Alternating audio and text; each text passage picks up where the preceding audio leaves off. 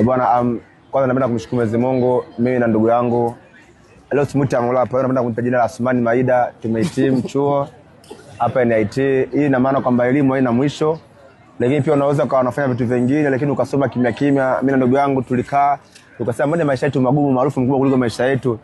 Amolapa akasema wenda elimu yetu kidogo, mimi kidogo nilifika form 6, mwanangu alishahara 7, nikamwambia mwanangu inawezekana. Kwa hiyo ukafaulu chuo, kavaa joo. Mungu mwema. Kwa hata wasanii wengine na washauri, kuna wasanii wengi elimu zao fupi, elimu haina mwisho. Ukiwa kama Diamond kaisha darasa 7, Zuchu kaisha form 4, sio? Kwa tusomeni jamani, elimu haina mwisho. Kwa sasa hivi ukiona mtu mwenye sura mbaya mwenye elimu unampata Amolapa, mchekeshaji mwenye elimu ya juu unanipata mimi. Kwa hiyo zungumza kidogo. Mtu na degree yake hapa sasa hizi natamba handsome boy, but yes, people shy. Amolapa you talk English because don't know why to talk English. I talk English because I'm a graduate today so far.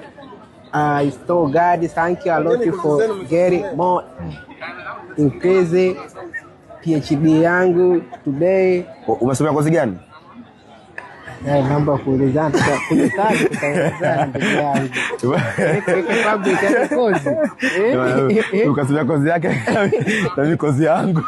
Wewe watu don't shy guys.